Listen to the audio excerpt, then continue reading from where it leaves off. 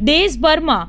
MSP કાયદો લાગુ કરવા સહિત વિવિધ પડતર માંગણી આજે સંયુક્ત કિસાન મોરચા અને રાષ્ટ્રીય ટ્રેડ યુનિયન દ્વારા ભારત બંધનું એલાન આપવામાં આવ્યું, જે બંને એલાનને સુરત ટ્રેડ યુનિયન કાઉન્સિલ અને સુરત સુધરાઈ કામદાર યુનિયન દ્વારા ટેકો જાહેર કરી સમર્થન આપવામાં આવ્યું છે। સુરત જિલ્લા કલેક્ટર કચેરી ખાતે દેખાવ અને પ્રતિક ધરણા યોજી સરકાર સામે વિરોધ નોંધાવવામાં આવ્યો હતો, જે બાદ જિલ્લા કલેક્ટરને આવેદનપત્ર પાઠવી રજૂઆત કરવામાં આવી હતી। આ પ્રસંગે સુરત ટ્રેડ યુનિયન કાઉન્સિલના ઉપપ્રમુખ નેસત દેસાઈએ જણાવ્યું હતું કે છેલ્લા 10 વર્ષમાં ભારત સરકાર દ્વારા શ્રમિકો અને ખેડૂતોના હક પર તરાપ મારવામાં આવી રહી છે, જેના વિરોધમાં ભારતના તમામ ટ્રેડ યુનિયન દ્વારા ભારત બંધનું એલાન આપવામાં આવ્યું છે, જેને સુરત ટ્રેડ યુનિયન અને સુરત સુધરાઈ કામદાર યુનિયન દ્વારા ટેકો જાહેર કરાયો છે, જે સંદર્ભે જિલ્લા કલેક્ટર કચેરીએ ધરણા પ્રદર્શન યોજી દેખાવ કરવામાં આવ્યો છે। આ મામલે સુરત જિલ્લા કલેક્ટરને લેખિતમાં આવેદનપત્ર પાઠવી રજૂઆત કરવામાં આવી હતી।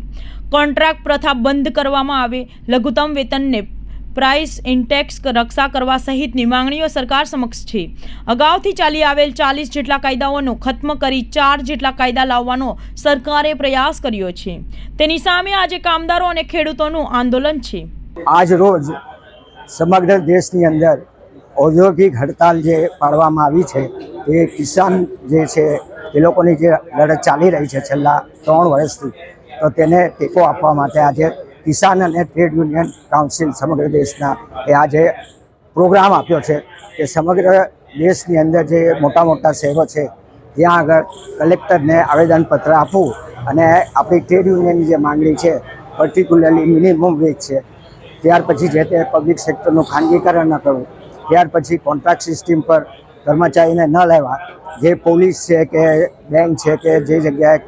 ટેમ્પરરી કામ કરે છે 15-15, 20-20 વર્ષથી એ લોકોને પરમેનન્ટ કરવા, અને આ બધા જે ટ્રેડ યુનિયનના જે ડિમાન્ડ છે, ટ્રેડ યુનિયનના જે એક્ટ છે જે બનાવવામાં આવ્યા છે 4, તેને બી રદ કરવામાં આવે। જેમ કિસાનનો કાયદા રદ કર્યા તેમ ટ્રેડ યુનિયનના કાયદા બી રદ કરે, અને આ અમારી બધી મુખ્ય માંગણીઓ છે। એની સાથે આંગણવાડી કર્મચારીને કાયમ કરે, એની સાથે જે તે કન્સ્ટ્રક્શન લાઇનમાં જે વર્કરો કામ કરે છે એ લોકોને બી કાયમી રાખે બિલ્ડર, અને એ લોકોને મિનિમમ વેજ આપે। એટલે આ બધી મુખ્ય માંગણીઓ છે,